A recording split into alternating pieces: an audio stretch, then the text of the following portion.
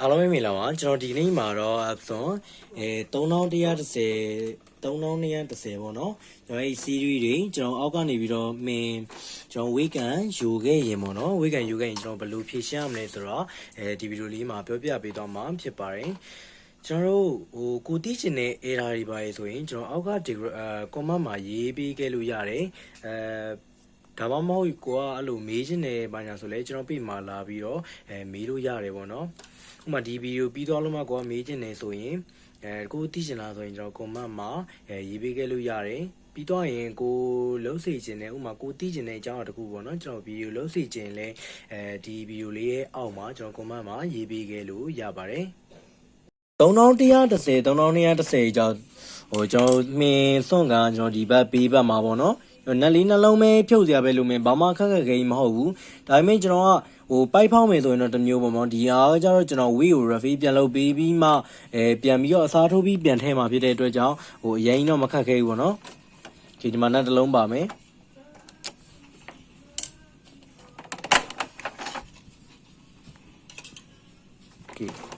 ဒါဆိုရင်တော့ဒီကန်က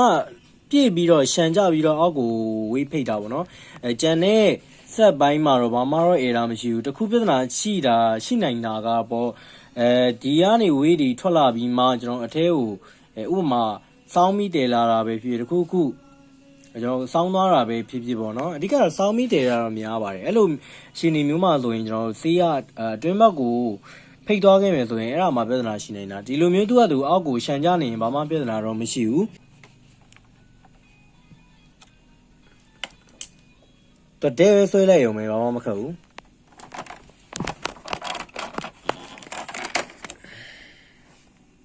လွေးကျက်လေးပဲဆွဲလိုက်ရုံပဲ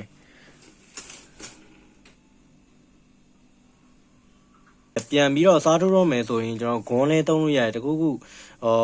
ကျွန်တော်အရေးကိုစုံနိုင်မယ်တခုပြန်ပြီးတော့စားထိုးလို့ရတယ်ကျွန်တော်ဘယ်ဟာရေလို့ကိစ္စမရှိဘူးဒါတော့ကျွန်တော်ပူနေရဖြစ်တဲ့အတွက်ကျွန်တော်ဒီထက်ကပဲယူလိုက်မယ်โอเคဒါဆိုရင်တော့ရပြီပြီးတော့ရင်တော့ကျွန်တော်ဒီဘက်မှာโอเคနက်ကတော့နှလုံးပဲပါမယ်ကျွန်တော်တို့နက်ကဲပါပြီကဲလို့ရပြီ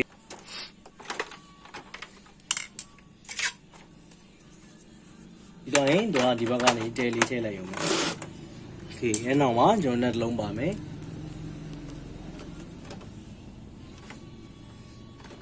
ဒီတော့ပါပဲကျွန်တော်ဘာမှတော့ခက်ခဲတော့မဟုတ်ဘူးနော်